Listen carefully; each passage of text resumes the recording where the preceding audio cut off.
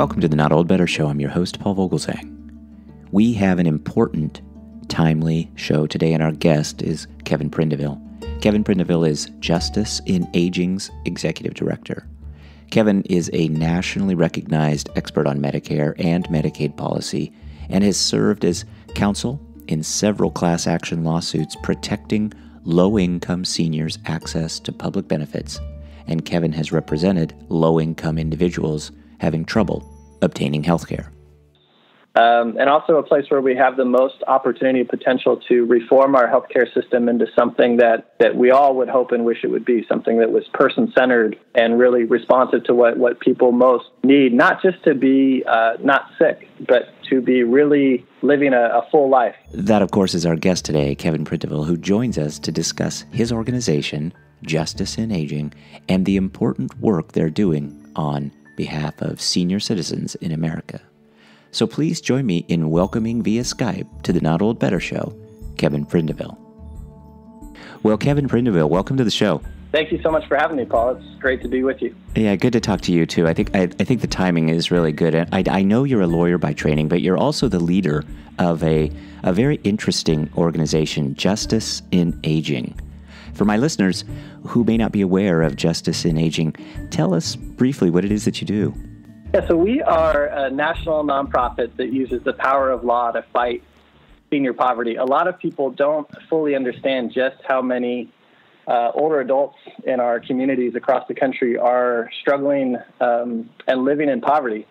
And so we are a group of lawyers that use our legal training and skills to try to address that problem by really trying to better understand the laws and policies around the programs that are designed to support older adults. And then by working with local members in the community to identify problems with those policies and those programs, and then using those legal tools to try to fix them. So whether it's lobbying in the courts of Congress or state capitals, or bringing class action lawsuits to fix problems, we use those legal tools to make programs better. Kevin, you write a lot about the subject of senior poverty, and we're talking on kind of the middle of December, maybe on the verge of President Trump's tax plan, and there are going to be some changes potentially, although we don't know for sure what the changes might be to the Affordable Health Care Act, but that could impact potentially millions of Americans, especially senior citizens who are living in poverty conditions. What do you kind of think is the potential impact of some of the changes that might be coming from the tax plan? Yeah, well, the potential impact of the tax plan on older adults is quite significant and quite negative, and especially upon middle class and lower income older adults and middle class and lower income older adults of the future. You know, I think as a baseline, it's important for people to understand just what the current state of senior poverty looks like. According to the most recent census data, about 7.1 million older adults live in poverty across the country. That's about 15% per the supplemental poverty measure that the U.S. Census Bureau releases. So it's a large number of people, and it's actually growing. Older adults were the only age population to see an increase in poverty over the last year. So it's growing because the numbers of seniors are growing, and because of several changes in our economy that we've seen take place over the last several decades. We've seen wages stagnate. We've seen it become more difficult for people to save for retirement. There's less opportunity to use a traditional pension to help generate those savings. Our social safety net programs really haven't kept up with the pace of growth around costs like healthcare and college and housing. So we've seen several economic factors that are happening that have led to this growing number of seniors that are living in poverty. And this tax bill is only going to accentuate all of those problems. You know, it's a tax bill that overwhelmingly provides benefits to the most wealthy and to corporations, and provides very little benefit to middle class and lower income folks. So nothing about the tax bill is going to make it easier for middle-aged people to save for older age. Nothing in the bill helps people that are already older and living in poverty, by increasing their benefits or allowing to keep more of their income. There's really very little benefit of this bill that actually flows out to those middle class and lower income folks. So So mostly it is driving more wealth to wealthier people and really exacerbating what we're seeing over the last several decades, this growing inequality between a small group of Americans who have very, very, very much wealth and then the rest of Americans that are left with much less. And then, of course, the most poor that are living really in extreme poverty. So the tax bill does nothing to help the problem, and in fact, actually makes the problem worse. One of the things that worries us most about this tax proposal is that it increases the federal deficit. So the bill, in addition to essentially transferring money from the middle class to the most wealthy, also increases the federal deficit by at least $1.5 trillion over the next 10 years. And that in itself is not, we don't think that that's necessarily a negative thing, but we do know that increase in the deficit is going to be used by some of the very same lawmakers that are pushing the tax bill to turn around and say, because of the growing deficit, we now have to cut the programs that older adults rely on as they age. Programs like Social Security, Medicare, Medicaid, the Supplemental Nutritional Assistance Program or food stamps, that this growing deficit is going to be used as an excuse to now cut programs. And that will be tragic, just totally tragic for the low-income older adults in our communities that rely on those programs just to meet basic needs, pay rent, keep the heat on, keep food on the table, and get access to health care. So we're in a really crucial time in which this tax bill could just be the first of many dominoes to fall that would greatly weaken the economic security of seniors across the country. And further, when it comes to poverty policy, even though there are gaps and holes in this tax plan, when you think about poverty policy, there are just misperceptions about it, because education and jobs, those kinds of things, don't help someone, often female, in their 70s and 80s who are struggling to cover food and housing. So what do we do as an audience that are listening here and as a society to kind of fight this? I know you've written about it extensively. You have a 5-step plan. You want to talk a little bit about that, Kevin? Yeah, well, the first thing is exactly like you said, Paul, recognizing that poverty for low-income, for older adults looks different than poverty for other populations. So for children and for working-age individuals, we pursue certain policies like improving education systems and improving job training programs, and those are great and really important for those populations. But for older adults, those don't really provide an answer. An older woman who's in her 80s or mid-80s isn't going to benefit from a job training program or education in the same way. So we need a different set of solutions that really reflect the reality of these older adults living in poverty. And so they must, we must start by just really strengthening the programs that people rely on today. Social Security, Medicare, Medicaid, we need to make those programs strong and even more robust than they are now, and certainly not think about cutting any of those programs. As we do that, as we think about how we provide care for those that are already old and living in poverty, we also need to recognize the systemic structures and policies that lead to that. So if you look at poverty among older adults, it particularly impacts women and people of color, groups that we know suffered from discrimination and lack of employment opportunities, lack of education opportunities when they were younger. So we need to be looking at how we can change that for generations that are just now working age or younger, so that they don't face the same type of economic insecurity when they're older adults. So we need to look at things like the pay gap, that women are paid less to do the same work than men. That leads to economic insecurity when folks are older. We need to look at issues like caregiving. We have millions of Americans every year taking time out of their job to care for children or for older adults in their lives.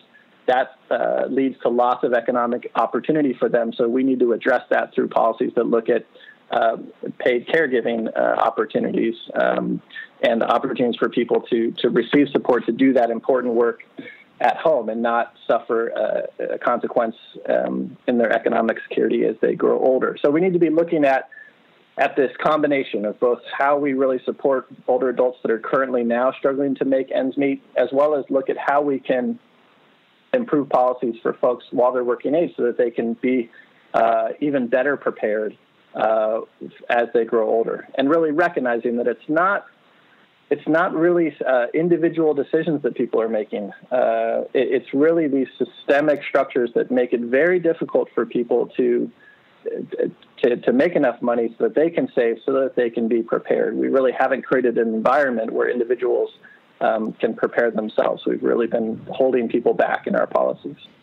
And Justice in Aging as an organization is deep in the trenches of this fight. You mentioned that you're lawyers and that you're using legislation and policy to fight this, but you actually have clients that you see too. So you're really getting to know these people firsthand. We do. You know, a lot of the work that we do is at a systemic level. We are a national organization, so we're supporting advocates in every state across the country, and then also very active in Washington, D.C. So a lot of our work is through training and assistance we provide to professionals that serve older adults. So when we bring big cases, big class action lawsuits, we have individual clients, and we get to know very well their individual stories, and they're incredible and powerful and oftentimes quite sad, but also very beautiful. You know, we meet a lot of seniors who really are getting by with very little, just saving up to buy a tea kettle so that they can have warm tea, or saving up to buy a new blanket and living in a small apartment, growing herbs in their windowsill so that they can save money and not have to buy something like that at a grocery store. But these are folks that have very rich lives, even as they struggle financially to make ends meet, very rich lives, spending time with friends and family and really seeking and desiring to be connected to community, really wanting to continue to give back to their communities, whether it's through a local senior center where they advocate with other seniors for improvements to a local transportation system, or spending time at a community center where they mentor and work with younger kids. So, even as we see our seniors really struggle with these decisions that no one should have to struggle with in America about whether, to cut a pill in half so that they, can spread the medication out to make sure that they can afford to buy that last bag of groceries for the month. These tough decisions, but I don't want anyone to think that means that these folks aren't also very happy and joyful and proud and loving people that are very much connected to their community. So it's a difficult thing for us to see as we see these folks struggle, but it's also a beautiful thing to see people that are so strong and resilient and so committed to giving back to and being part of the fabric of their community. Thank you for sharing that. I think it's so important to focus on the people and to see how some of these policies are actually impacting them. It's easy to stand back. It's easy to, even at times, I know Justice in Aging isn't doing this, but it's easy to stand almost behind some of the policy. And there's probably no more complex policy than healthcare. So I want to shift gears for just a second and talk about an area of your own personal expertise, and that's the complex area of healthcare. And in particular, I want to focus on this subject of dual eligibility. And without maybe getting too down in the weeds, tell us a little bit about this issue of the dual eligible and the cost shifting that goes on between Medicare and Medicaid, because Medicare and Medicaid can work together. This is a large population of people. CMS, the Center for Medicare and Medicaid Services, tells us that there are over 9 million people that fall into this category. That's about 14% of the Medicaid enrollment. So in terms of what Justice in Aging is doing, what is it that you're bringing to the table to address some of these issues of dual eligibility? Because it's a very complex one. Yeah, it really is. And dual eligibles in many ways are really where the heart of our healthcare system, they're really at the heart of our healthcare system. They are folks with some of the greatest needs, and also a place where we have the most opportunity and potential to reform our healthcare system into something that we all would hope and wish it would be, something that was person-centered and really responsive to what people most need, not just to be not sick, but to be really living a full life on their terms. So there's real opportunity and potential that we can achieve in our system by focusing on these dual eligibles. As you said, a dual eligible is someone who receives Medicare because they qualify for Medicare, so they're either 65 and over or have a disability. But they also qualify for Medicaid, which means that they must meet certain income and asset thresholds. So they're low-income folks that are eligible for Medicare. They are people that often have multiple chronic conditions, that have a long-term care need, that are taking multiple prescription drugs. They might deal with serious mental illness or be facing other social problems like homelessness or addiction. Those are all folks that are likely to be dually eligible. So it is a group that has a high need, that we do currently spend a lot of Medicare and Medicaid dollars on serving that need. And so anything we can do to improve the way that Medicare and Medicaid serve the population will greatly benefit those folks, as well as help generally transform our healthcare system. Right now, and traditionally, the Medicare and Medicaid programs haven't always had a good way of communicating with each other. So people that are on both the programs, instead of kind of getting twice the benefit and power of those programs, they often end up with something less than that, because there isn't smooth transitions and great communication and aligned incentives between the two programs, and therefore incentivized to provide different things instead of really just focused on the person. So we've been very actively working with the Centers for Medicare and Medicaid Services and with states and advocates across the country to get these two systems working better together, an effort that started about 5 or 6 years ago. And many states have taken on these really innovative pilot projects where they're creating new kinds of health plans that integrate both the benefits of Medicare and Medicaid. They integrate the financing of those two programs, and really trying to create rules where, instead of the focus being on whether this person is Medicare eligible or Medicaid eligible or eligible for both, just really looking at what does this person need and what does this person want, and trying to really center the care, the doctors, the long-term care providers, the pharmacists, the behavioral health around, what does this person need? Not what does this doctor need or what does this hospital need, but really what does the person need? Trying to really shift that frame of reference. And there's been some success. Certainly there's been some smoothing of the way the programs speak together. There's been some increased delivery of innovative benefits to people in some of these states. Still a lot of work to do, but I think some real promise in breaking down some of these silos and really putting the person at the center of their care. I imagine it is a lot of work, because often these dual eligibles are in poor health and maybe they require more care compared with other Medicare or Medicaid beneficiaries. Yeah, absolutely.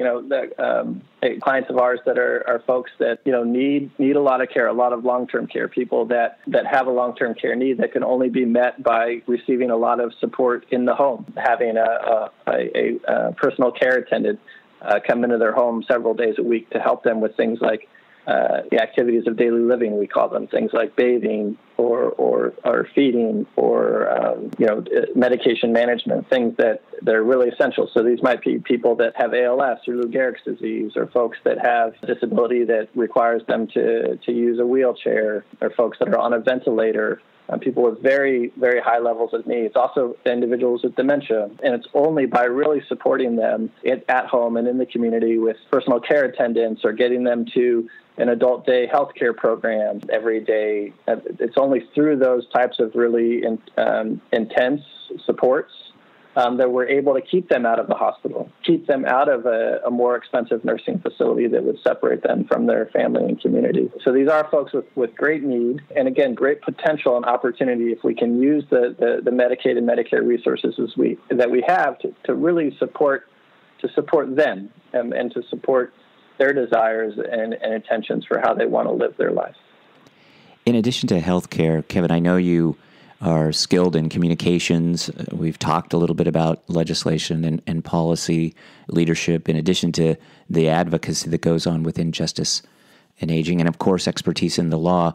What does it take to lead the organization, Justice in Aging. I'd like to know what Justice in Aging is going to focus on in 2018. As any effective leader will tell you, the most important thing for me is that I've got a wonderful team of people that I work with here, and folks that just really are so deeply committed to the cause, to fighting senior poverty, and really putting the needs of our clients and the people that we're here to serve front and center in everything that we do, and take great pride and responsibility in doing that. So it's wonderful to have a great team of people. It's difficult right now to operate in this environment, to try to create positive social change in an environment where there's so much going on. Every day, every minute brings new news in some policy arena, new news in some political arena, and that's a difficult thing both to stay on top of and then also to find focus within. So certainly as a leader of an organization that's trying to make positive change, a lot of my time is spent on helping us as an organization and then our partners and then the policymakers that we're trying to influence really focus and not lose sight of the big pressing issues of the day. So in 2018, we see those big pressing issues as, continuing to be for us, shining a light on senior poverty and the growing numbers. That one of the things that's been keeping me up at night these last few months is the growing number of homeless older adults. Mm-hmm. I live in the Bay Area and in Oakland, California, and we're seeing a tremendous increase in homelessness generally, and a tremendous increase in the older population that's homeless.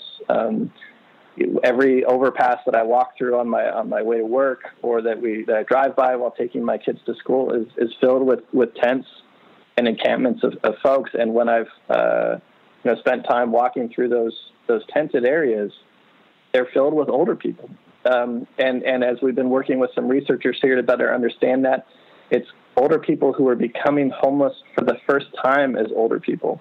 They lived their whole working life housed and middle class, working 2 jobs, but then they suffer an injury, or they lose a spouse, or they go through a divorce, and they can no longer work or no longer have enough income to support their rent, and very distressing. And it's one of those problems that people are so inundated with information about so many things that some of those stories about homeless older adults that just go unattended to and don't make it onto people's radar. So, in 2018, we're really focused on continuing to put issues like homelessness among older adults on people's radar.